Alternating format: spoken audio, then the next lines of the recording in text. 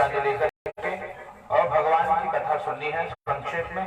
8:42 से लेकर के 9 बजे तक भगवान की कथा आ जाएगी। इसके बाद शेष कथा फिर कभी अगर आपको विस्तृत रूप से कथा सुननी है तो सत्यनारायण कथा बाय ज्ञानेश तिवारी यूट्यूब पे सर्च करके सुन लेना, घरे जाकर।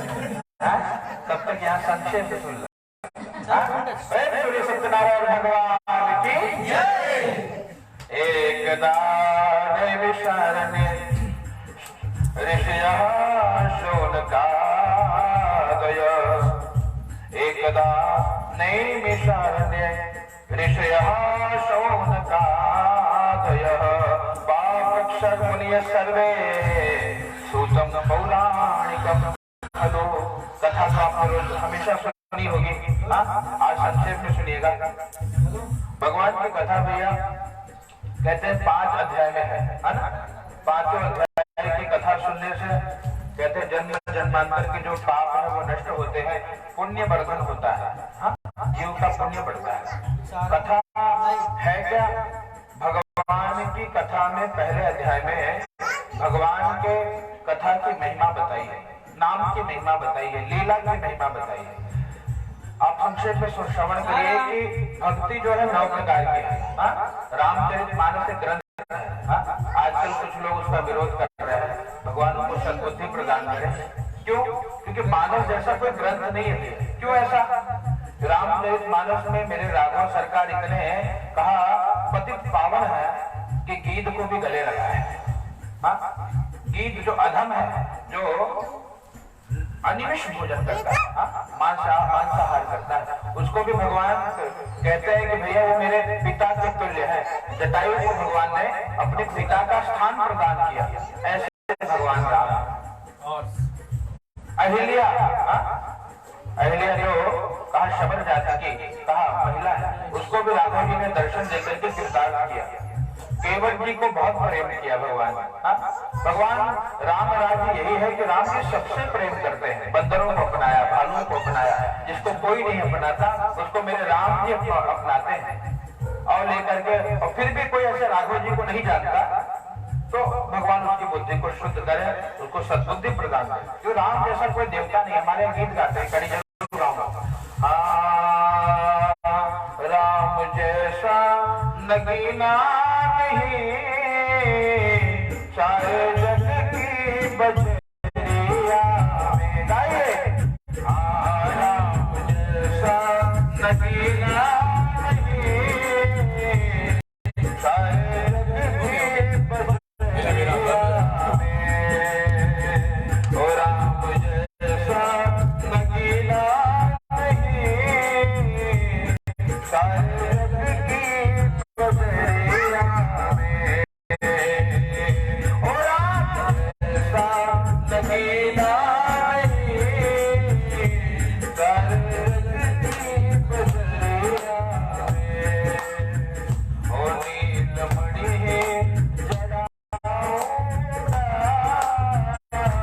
अपने मन की पुनरिया में, ओ नीलमणि जड़ाऊंगा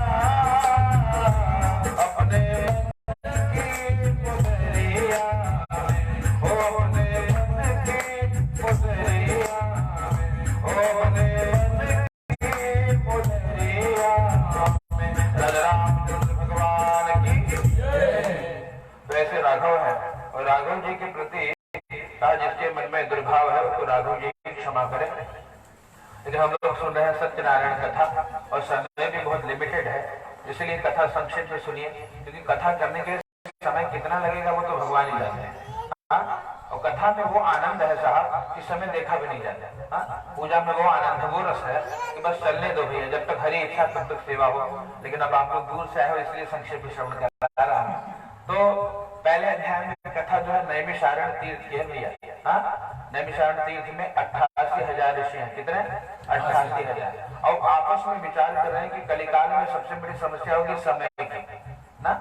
समय किसी के पास धन भगवान पहले सोचा कितना अभाव रहा, अब भगवान की कृपा से चकाचक है। बढ़िया चकाचक भोजन मिल रहा है और भजन भी चकाचक हो रहा है। क्या पहले ये संभव था? आज 10 साल पहले, 15 साल पहले नहीं, उनकी कृपा ऐसे राघव जी कृपा करते हैं, किसके ऊपर कृपा करेंगे? कहा जो उनका बन जाता है। कैसे बना जाए? कहा बनने का एक साधन है कि श्रवणम कीर्तनम विष्णु स्मरणम, भगवान की कथा सुन करके उनका बना जाता है। ऐसे भगवान की कथा हम श्रवण कर रहे हैं और कथा कहा नैमिषारण्य तीर्थ की है।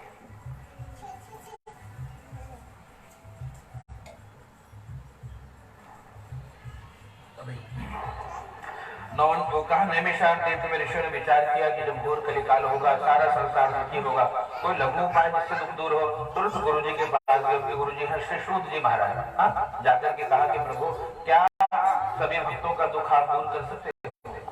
भगवान ने कहा बिल्कुल दुख दूर होगा।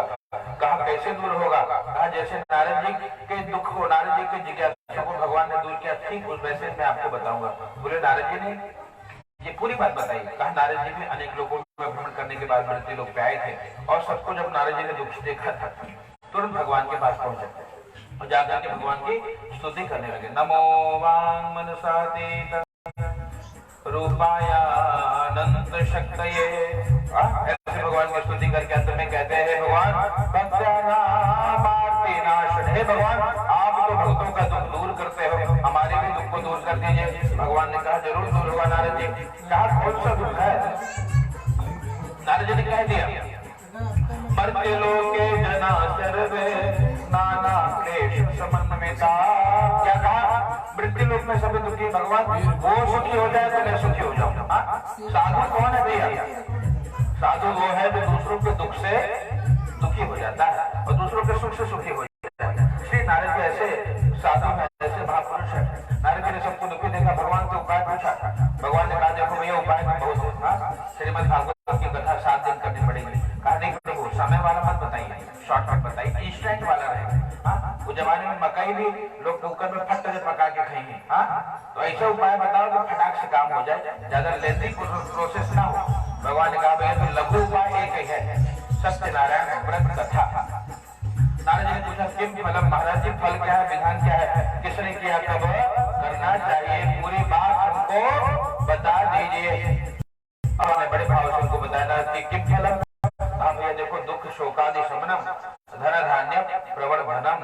दुख शोकादि का शमन होता है, धन धान्य की वृद्धि होती है और भगवान की कृपा से समस्त मनोकामना की पूर्ति हो जाती है। दूसरा प्रश्न किम विधानों? ठाकुर जी विधान भी बताइए, क्या विधान है आपकी पूजा का? कहा हमारी पूजा का विधान यही है कि आप भाव से मेरी कथा को श्रवण कर लो। पत्रम पुष्पम फलम तोयम जो में भक्त्या पत्ता फूल फल जल जो मिले वही सामग्री लेकर के भाव से मेरी व्रत कथा को श्रवण करेंगे, आपका कल्याण हो जाएगा। और रंभा फलम घृतम क्षीरम गोधूमस्य चोर्णकं रंभा फलम घृतम क्षीरम गोधूमस्य चोर। रंभा फलम घृतम क्षीरम, केले का दिव्य ऐसे मंडप बना करके और दिव्य कथा को श्रवण करो भैया, आपका कल्याण अवश्य हो जाएगा। और जो ऐसे भगवान की पुनीत कथा को श्रवण करता है, भगवान की कृपा से समस्त मनोकामना की पूर्ति हो जाती है। तीसरा कब करें भगवान? व्रत को करने का मुहूर्त है। बोले जब याद तुम्हारी आती है मैं तेरे दर पर आता हूं। हे भगवान जब आपकी याद है उसी समय जो व्रत करता है उसको समस्त मुहूर्त का फल प्राप्त हो जाता है। किम फलम किम विधान? कृतम कहने हुए किसने किसने व्रत को किया? कहा 4 अध्याय में बताया भैया। जिसने जिसने व्रत को किया है उनको 4 अध्याय में भगवान बता देते हैं। और क्या क्या है? इस प्रकार से जो भाव से भगवान की कथा श्रवण उनके मनोकामना की पूर्ति होती है। प्रेम विद्या सत्यनारायण भगवान की जय। चढ़ा दीजिए बजाय बड़े भैया।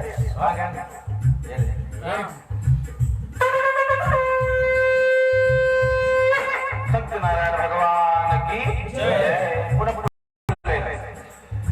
तो देखिए दूसरे अध्याय की कथा। लोग कहते हैं कि भैया ये जो सत्यनारायण कथा या जो भी पूजन है वो ब्राह्मणों ने अपने जीविका के लिए बना लिया है ना, जिन्हें खाने के लिए खुद लिख दिया है।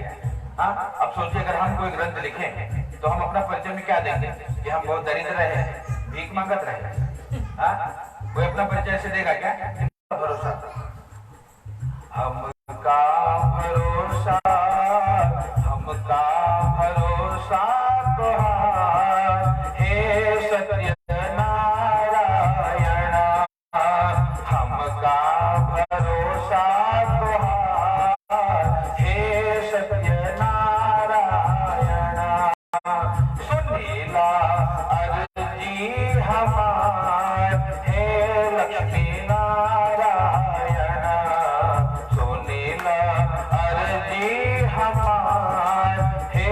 लक्ष्मी नारायण, बार बार प्रार्थना करते कि प्रभु मेरी अर्जी सुन लीजिए। हाँ, अब भगवान को बुलाया है।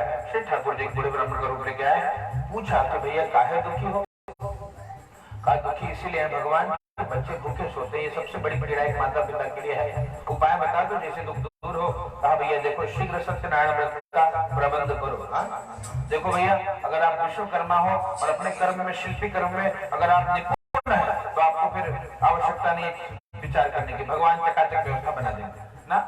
ऐसे अगर हम पंडित भी है और हमका पूजा पाठ आवत हो तो हमको कौन चिंता नहीं है, सब चकाचक हो जाए। गोस्वामी जी को लिखना पड़ा। सोती विप्र जो वेद विहीना, कहा जो वेद से विहीन है उसके बारे में तो विचार करना होता है। कहा प्रभु मैं तो वेद विहीन हूँ। कहा तो भगवान की सेवा भाव से करो ना। कई बार आपने देखा होगा आजकल भी लोग घर में ब्राह्मणों को आमंत्रित करते हैं, कुछ ब्राह्मणों को पढ़ाओ देखो कि ना पढ़े आवत, लेकिन फिर भी ठाकुर जी की जैसी भी सेवा हो जाए भगवान स्वीकार करते हैं। लेकिन फिर भी प्रयास करना चाहिए कि अगर आप अपने यज्ञ कर्म को संपादित कराएं तो पढ़े लिखे ब्राह्मणों से ही यज्ञ करवाएं। अब फिर बाकी ब्राह्मणों का क्या होगा? खूब भोजन कराइए, खूब दान पुण्य करिए, कोई समस्या, क्योंकि यज्ञ जो है वो कुशलता पूर्वक संपादित होना चाहिए, तभी आपको फल मिलेगा। इस प्रकार से